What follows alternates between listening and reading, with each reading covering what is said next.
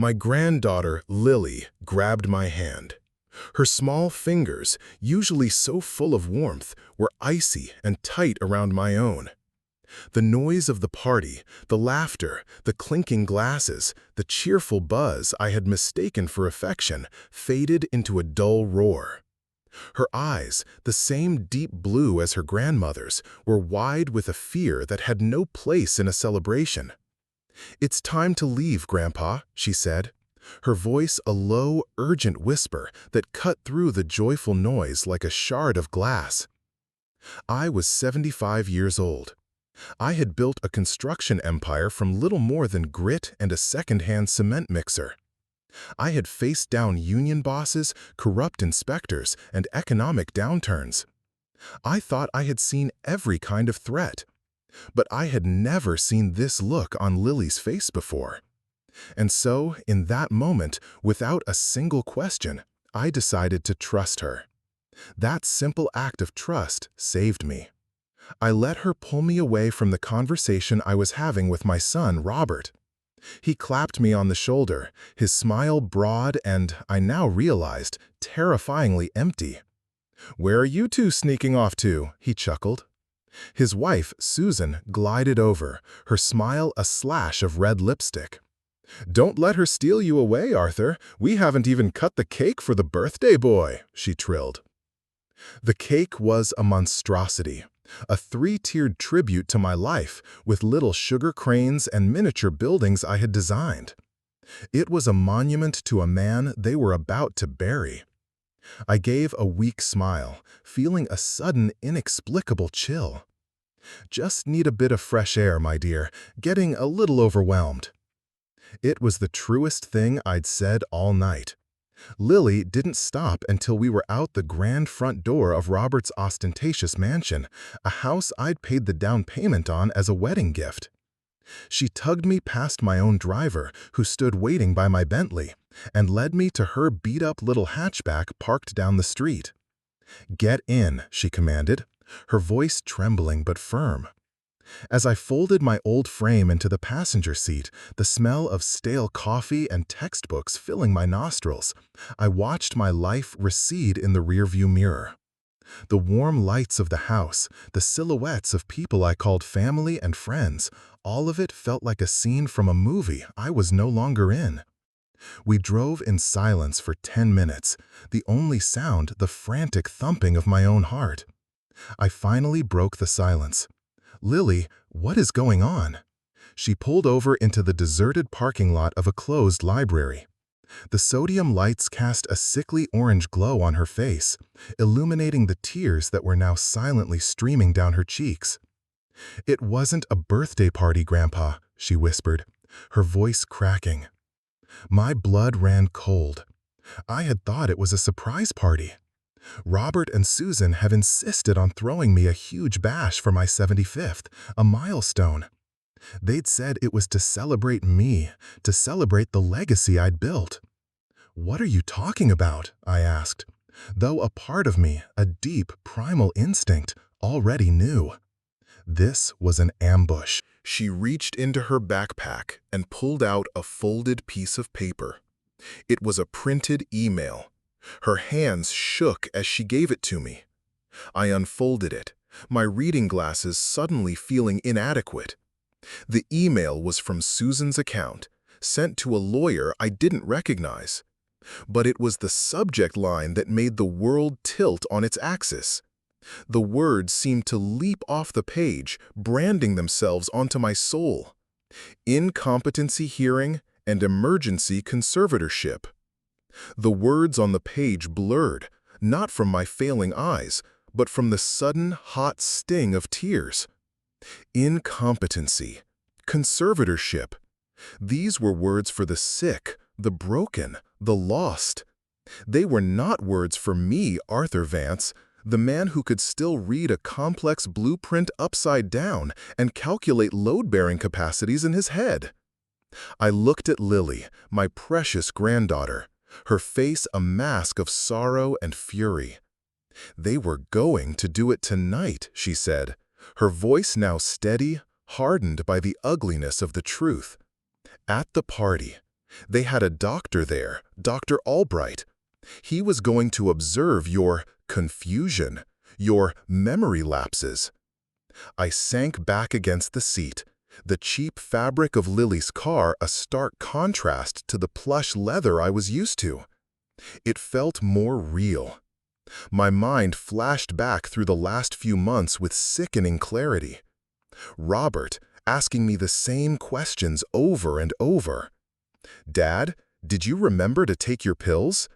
Dad, you told me that story yesterday." Susan with her saccharine concern. "Arthur, you seem a little tired. Are you sure you should be driving?" I had dismissed it as misplaced affection, the worries of a son who loved his aging father. I was a fool. It wasn't concern. It was groundwork. It was an act of psychological warfare, designed to make me doubt my own mind, and to create a narrative for a judge. Lily continued, her words painting a scene of betrayal so vivid I felt I was watching it unfold. She had come home from college early to surprise me for the party, and had walked past Robert's home office. The door was ajar. She heard them inside, my son and his wife, rehearsing. They were practicing their speeches, honing the cutting edges of their lies. They spoke of my erratic behavior, my poor financial decisions. Decisions like funding my own grandson's education or donating to the city hospital. They had twisted every act of my generosity into a symptom of senility. "They had papers for you to sign, Grandpa," Lily said, her fist clenching.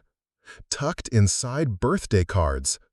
They were going to have you sign over a temporary power of attorney while you were distracted and happy. They thought you wouldn't even read them." The audacity of it, the sheer theatrical cruelty, left me breathless. I had spent my life building a fortress of wealth and success, not for myself, but for them, for Robert, to give him the life of ease I never had. And he, in turn, saw my life's work not as a gift to be cherished, but as a treasure to be plundered from my still warm hands. "We need to see how much damage they've already done," I said, a new, cold feeling beginning to crystallize over the raw wound of my heart. We drove to my old city apartment, a place I kept for sentimental reasons but hadn't used in years.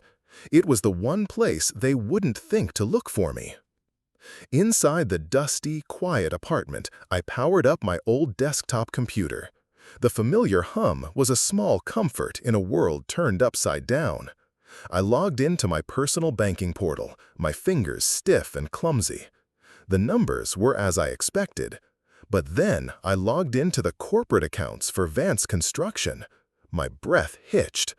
There, under the liabilities section, was a number that didn't belong. A revolving line of credit for $10 million. I clicked on the details.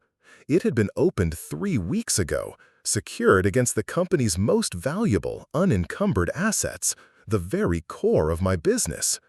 And then I saw the transaction history. $8 million had already been drawn from it, transferred to an anonymous LLC I had never heard of. They hadn't been waiting for a judge. The looting had already begun. For a long moment, I just stared at the screen. The number, $8 million, wasn't just a figure. It was a measure of my son's contempt. He didn't just want to take over. He wanted to gut the company, to bleed it dry before he even had the legal right. The shock that had frozen me began to thaw, replaced by something I hadn't felt in decades, a white-hot, diamond-hard rage. It was the same anger that had fueled me as a young man fighting for scraps, the same fire that had forged an empire. My son and his wife had made a catastrophic miscalculation. They had mistaken my love for weakness. They had assumed the old lion had no teeth left. They were about to find out how wrong they were. "Lily," I said, my voice dangerously calm, "get me my old address book, the black leather one in the desk drawer." She looked at me, her eyes searching my face. She saw the change, the shift from a heartbroken old man to something else entirely. She nodded and retrieved it. I flipped through the worn pages until I found the number I was looking for. Marcus Thorne. Marcus hadn't been just my lawyer. He was a shark, a legal predator who had helped me navigate the most treacherous waters of my career.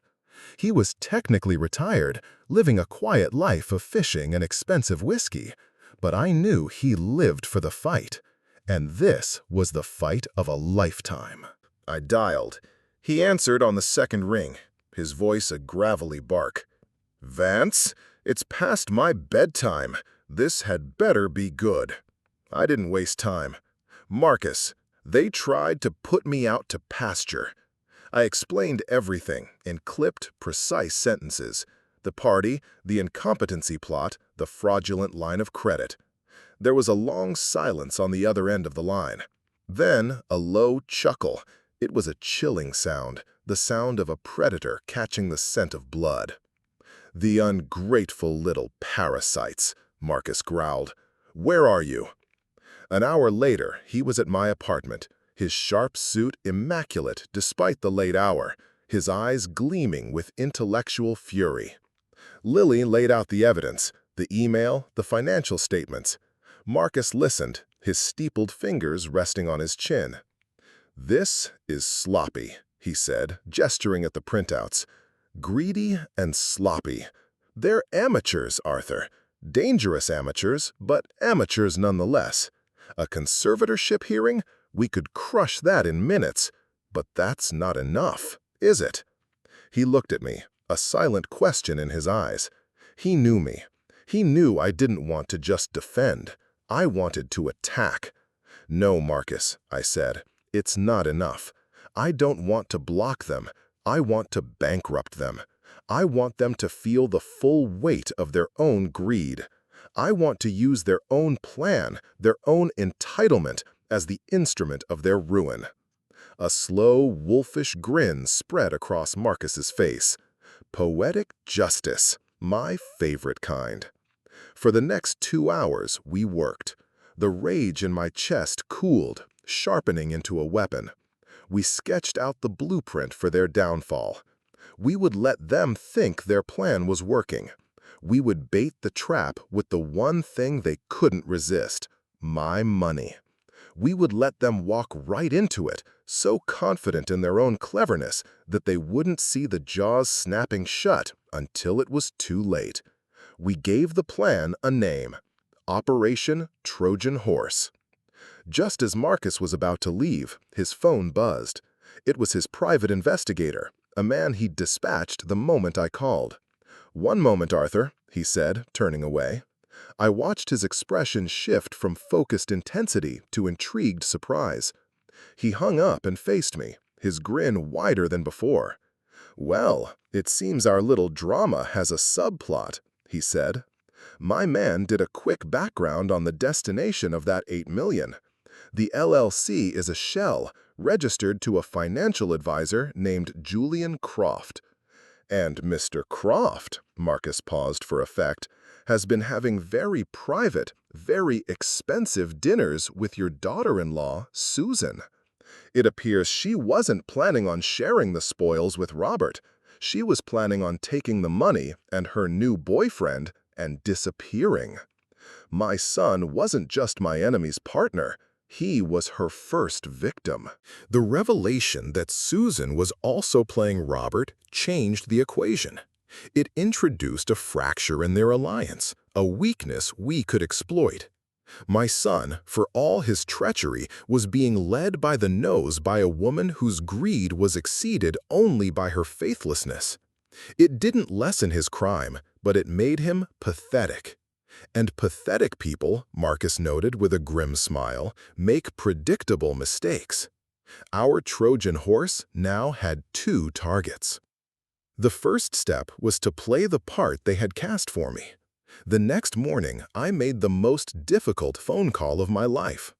I dialed Robert's number, letting my hand tremble just enough to make my voice quaver. "Robert, it's Dad." "Dad, my God, where are you? We were worried sick. Lily just vanished with you." The practiced panic in his voice was nauseating. I got confused," I stammered, hating every word. "The party was too much. I'm at the old apartment. I think I need help, son." The silence on the other end was thick with triumph. I could practically hear the gears turning in his head. The old man was broken. The fruit was ripe for the picking. "It's okay, Dad," he said, his voice oozing a false, syrupy compassion. "Susan and I will be right there. Don't you worry about a thing. We'll take care of everything." They arrived within the hour. Susan's eyes swept around the dusty apartment with disdain, but her face was a perfect mask of concern. They sat me down on the sofa, treating me like a piece of fragile china. They spoke in slow, simple sentences. It was the most insulting and most useful conversation of my life. They told me they had been worried about my finances, that I had been forgetful and vulnerable. They proposed a solution. Let them help me things. They would take the burden off my shoulders. They presented a folder full of documents. "It's just a simple power of attorney, Dad," Robert explained, "so we can pay your bills and make sure no one takes advantage of you." I peered at the documents, pretending to struggle with the legal jargon. Inside, I was a block of ice. Lily was listening from the bedroom via a microphone we had planted, with Marcus on the line, guiding me. "I don't know," I said, playing my part. "It seems like a lot." Susan placed a hand on my arm. "Arthur, this is to protect you, to protect the legacy you built for this family." The irony was so thick I could have choked on it. After an hour of their cloying persuasion, I relented. "All right," I sighed, a defeated old man. "If you think it's for the best." But the documents they slid in front of me were not the ones they had brought. While Robert was in the kitchen getting me a glass of water, a theatrical gesture of care, Lily had entered the room from the back hallway, silent as a ghost. In a move so swift and subtle it was a work of art, she had swapped their folder of documents for an identical one prepared by Marcus. They never saw a thing. I took the pen they offered, my hand shaking with manufactured infirmity and genuine adrenaline, and signed where they pointed. Robert and Susan exchanged a look of pure, unadulterated victory over my shoulder. They had their prize. They left soon after, barely able to contain their glee. Once they were gone, Lily and Marcus emerged. "They took the bait," Marcus said, a grim satisfaction in his voice. "Hook, line, and sinker." He held up a copy of the document they had so eagerly co-signed. They believe they now have full power of attorney over Vance Construction. "And what did they actually sign?" I asked, my heart pounding. Marcus tapped a paragraph on the last page, a dense block of text that looked like standard boilerplate. "They signed a document that gives them no power whatsoever," he explained. "But it does do one thing. It contains a meticulously worded personal liability and guarantor clause. By signing this, they have personally, jointly, and severally guaranteed the $10 million line of credit they took out fraudulently. Every penny they stole from the company is now a debt tied directly to them. Their house, their cars, their savings, it's all now collateral. They just gambled with everything they have, and they don't even know it." The next 2 weeks were an exercise in excruciating patience. Lily and I stayed hidden away in the city apartment, a command center for our silent war. Marcus and his team worked in the background, monitoring every move Robert and Susan made. The reports came in daily. They were drunk on power, believing they had unfettered access to my empire. They made a down payment on a new sports car for Robert. They booked a lavish, non-refundable trip to the Maldives. And then we saw the move we were waiting for. A wire transfer request was initiated from the Vance construction account, a sum of $2 million destined for that same anonymous LLC belonging to Susan's secret lover, Julian Croft. Susan was making her move, cashing out a piece of the pie to fund her escape. It was the final, arrogant overreach we needed. "Now," Marcus said over the speakerphone, his voice electric, "we spring the trap." The sequence of events was planned with the precision of a military operation. The moment Susan authorized the $2 million transfer, it triggered an automatic security alert at the bank, an alert Marcus had put in place. The bank, following our protocol, didn't just decline the transfer, they froze the corporate account pending a fraud investigation. Simultaneously, the freezing of the account triggered the second phase. The bank's legal department, acting on the personal liability and guarantor clause that Robert and Susan had so foolishly signed, officially called in the debt. Since the corporate account was frozen, the debt immediately defaulted to the guarantors. To them, an automated notification, cold, impersonal, and utterly final, was dispatched. I imagined them seeing it. An email or a text message that would land with the force of a physical blow, informing them that due to a default on their guaranteed loan, their personal bank accounts were now frozen, all of them. The third and final blow was the most brutal. The bank simultaneously placed a lien against their most significant physical asset, their multi-million-dollar home. The home I had helped them buy. The home where they had plotted my demise. In the space of about 15 minutes, my son and his wife had gone from believing they were masters of a 10-figure fortune to being financially paralyzed, their assets seized to cover a debt of their own making. The Trojan horse had been opened. The frantic, panicked phone call came an hour later. It was Robert. "Dad, something's happened. The bank, they've frozen everything. Our accounts, the house. They're saying we owe them millions. It has to be a mistake." He was hysterical, his voice cracking with disbelief and terror. I let him ramble, his panic a bitter symphony in my ear. "A mistake, Robert," I said, my voice no longer frail or confused, but as cold and hard as granite. "I don't make mistakes. You, on the other hand, made a very big one." There was a stunned silence. He had heard the change in my voice. He knew. "What? What did you do?" he stammered. "I did nothing," I replied. "I simply allowed you to do it to yourself. You signed the papers, Robert. You and Susan. You guaranteed the loan you stole. You built your own prison. Now you get to live in it." I could hear Susan screaming in the background, a raw, animal sound of fury and despair. Robert was just making choked, gasping noises. But Marcus had saved one final, devastating piece for the end. "Grandpa," Lily said softly, holding up her phone. "It's time."